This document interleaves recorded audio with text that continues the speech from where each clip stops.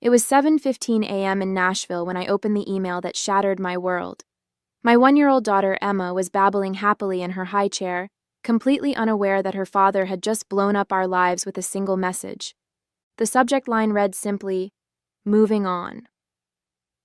I almost spilled my coffee when I opened the attachment and saw the photo. Donald, my husband of 5 years, wrapped around a young blonde woman who couldn't have been older than 23. They were standing in front of our lake house, our vacation home that we'd bought just last year, the same home where we'd spent countless weekends planning our future together. "The house is mine now," the email declared. "I've already moved in with Amber. My lawyer will be sending over the divorce papers. Don't bother fighting it. The deed is in my name." I felt my hands trembling as I set down my coffee mug, but not from fear. No, this was pure rage building inside me. Donald really thought he could just email me divorce papers and steal our vacation home? The home I'd paid for with profits from my business? He had no idea what was coming. I looked at our daughter, still innocent and happy, playing with her breakfast. Then I glanced at the framed photo on our kitchen wall, Donald and me on our wedding day, both smiling like we had the world figured out. 5 years of marriage, and this was how he chose to end it? With a smug email and a photo of himself with a woman nearly half my age? I took a deep breath and picked up my phone. My finger hovered over Donald's contact information for a moment before I clicked block. Then I opened my email and typed 2 simple sentences in reply. "Are you sure about that? Better check the paperwork carefully." I hit send, blocked his email, and turned back to my daughter with a smile. Donald had always underestimated me. He saw me as the accommodating wife who'd supported his career while building my own business on the side. He probably thought I'd break down crying, maybe beg him to reconsider. But he'd forgotten one crucial detail about me. I didn't build a successful company by being naive about protecting my assets. Looking back, I should have seen this coming. The signs were there, little red flags I'd dismissed because I was too busy juggling my growing business and our new baby. Donald had been making frequent business trips to the lake house over the past 3 months, claiming he needed peace and quiet to work on some big corporate merger. I'd built my company from scratch while supporting his career moves. When we met 6 years ago, I was already running a successful online retail business, but Donald acted like it was just a cute hobby. He loved telling people how he'd helped me turn it into something real. The truth? My business had tripled in value since we married, all through my own hard work and strategic planning. The lake house had been my idea, a perfect getaway for our family, close enough to Nashville for weekend trips, but far enough to feel like a real escape. I'd paid for it entirely with my company's profits, but Donald had insisted on putting his name on the deed. "For tax purposes," he'd said. I'd agreed, but not before having my lawyer draft some very specific documents about the property's true ownership. Last week, Donald had been especially distant, spending hours on his phone in our home office. When I'd asked about the merger, he'd gotten defensive, snapping that I wouldn't understand the complexities of corporate finance. Rich, coming from a man whose investment portfolio I'd secretly been managing for the past 3 years. I picked up Emma from her high chair and held her close, breathing in her sweet baby scent. She had Donald's eyes, but my determination, I could already see it in the way she tackled every new challenge. Looking at her now, my resolve strengthened. This wasn't just about me anymore. It was about protecting her future, too. I walked to my home office, Emma on my hip, and opened my laptop. Within minutes, I'd emailed my lawyer the documentation proving I'd purchased the lake house. Then I pulled up the security camera feed I'd had installed at the property, another precaution Donald knew nothing about. The cameras had caught everything, every visit, every guest, every betrayal. Amber might have been basking in her victory at the lake house, but she had no idea she was starring in a video that would feature prominently in my divorce proceedings. My phone buzzed, a text from Rachel, my assistant. "Julia, you need to see this." Attached was a link to Amber's Instagram profile. There, going back months, were dozens of photos of her with Donald. Some were even taken in our bedroom at the lake house, with her wearing my clothes, using my things. The latest post showed her flashing a massive diamond ring, my grandmother's ring. the one Donald had promised we'd give to Emma on her 18th birthday. I felt sick. This wasn't a recent affair. This had been going on since before Emma's birth. In one photo from 8 months ago, Amber was proudly holding up a key to the lake house, caption reading, "Home sweet home with my love heart eyes, new chapter moving in together." While I was up all night with our newborn, Donald had been playing house with a woman barely out of college. The dates on the photos matched perfectly with his business trips. Every time he'd said he was working late, every weekend he'd claimed he needed to check on the lake house. It had all been lies. My hands shaking, I opened my banking app. That's when the second blow hit. The joint account where I deposited money for Emma's college fund was empty. Every penny, nearly $100,000, gone. Transferred out yesterday to an account I didn't recognize. The rage I'd felt earlier transformed into something cold and calculating. I called my bank immediately, then my lawyer. Within an hour, I had confirmation. Donald had been systematically moving money around for months, preparing for this moment. He'd even tried to access my business accounts but failed. Those, at least, were protected by ironclad contracts and separate banking arrangements. Rachel called while I was on the phone with the lawyers. "Julia, there's more." She sent me a series of screenshots from Amber's private Facebook page. The girl had been bragging to her friends about landing a rich older man, and how they'd planned to take his boring wife for everything she was worth. There were even messages joking about how oblivious I was, too busy with my little online shop to notice what was happening.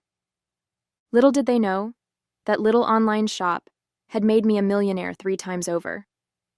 I'd kept that information private, letting Donald believe my business was merely successful, not wildly profitable. His ego had never allowed him to really look at my company's books, to understand exactly what I'd built.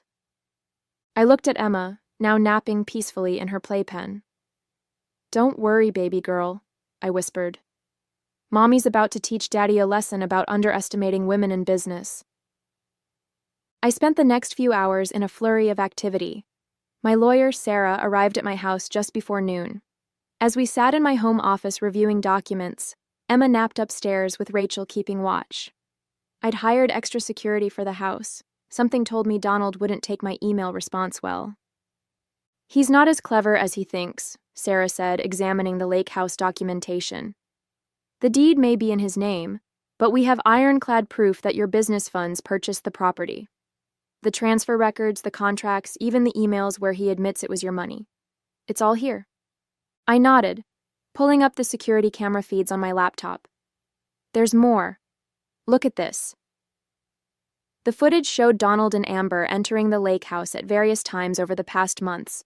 But what really interested Sarah was the footage from 2 days ago.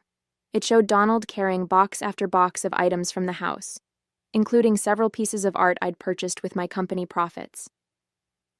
"That's attempted theft of business assets," Sarah said, making notes. "The art collection was purchased through your company for tax purposes. We have the documentation." Just then, my phone lit up with a call from an unknown number. I put it on speaker. "You think you're so smart, don't you?"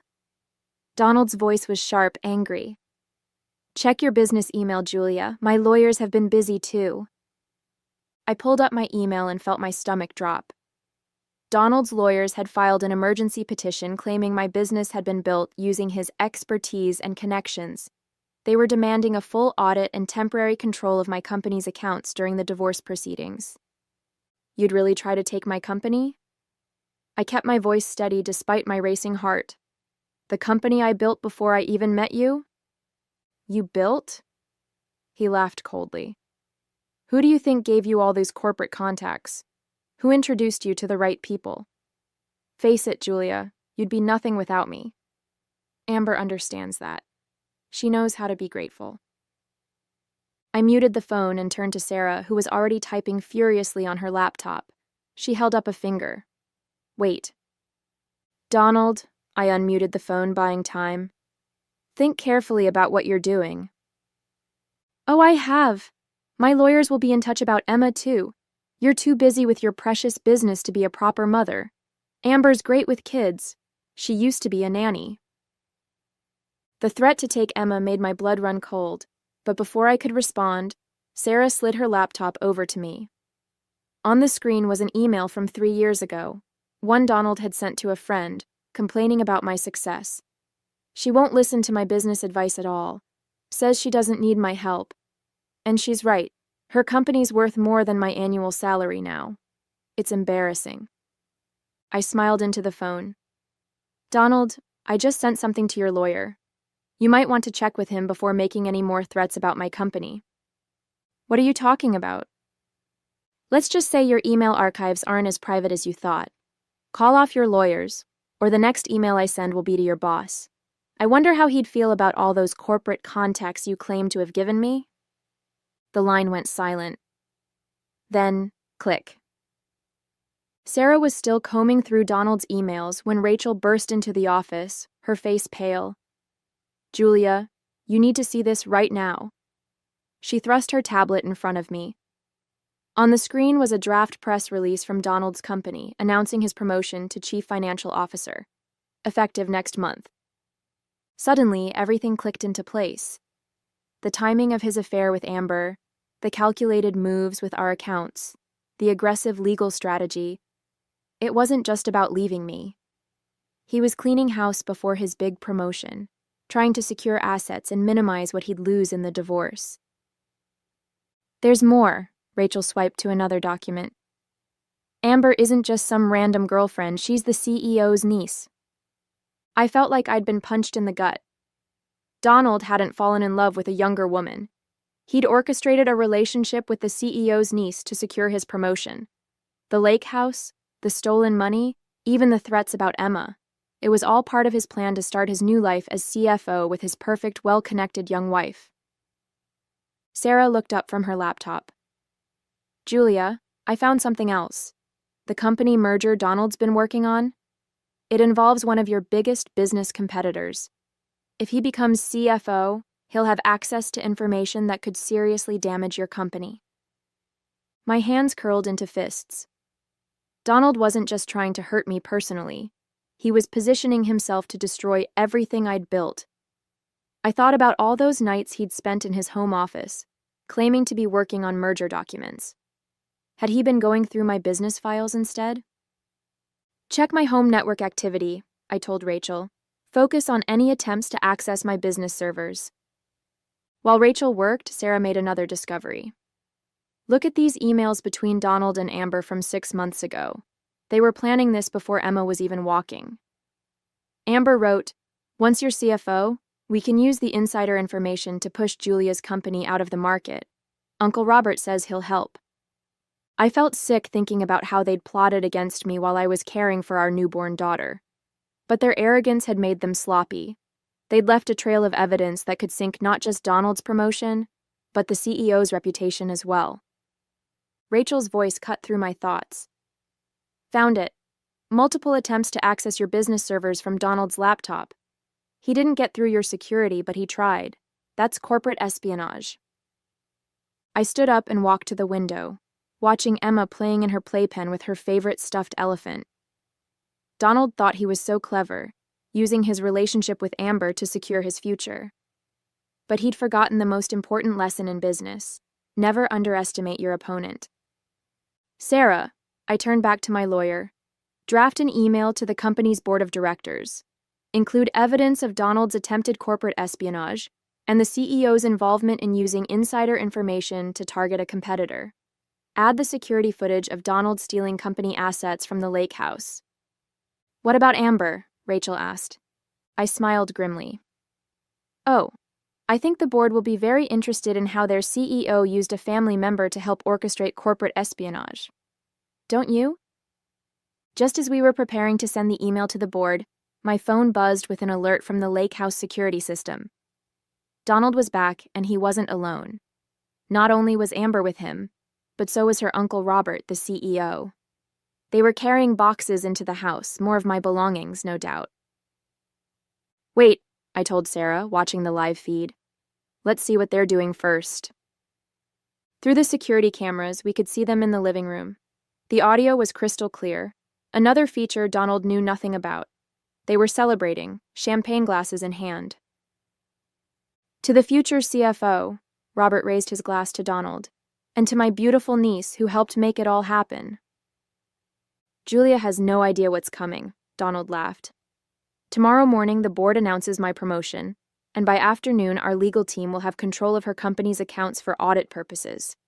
Within a month, her business will be worthless. And the best part? Amber chimed in.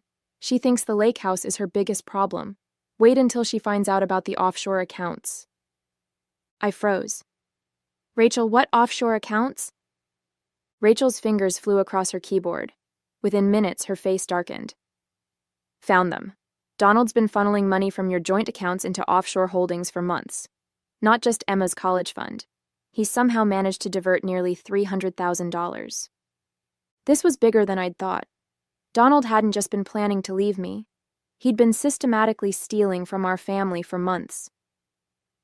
The lake house drama was just a distraction from his bigger scheme.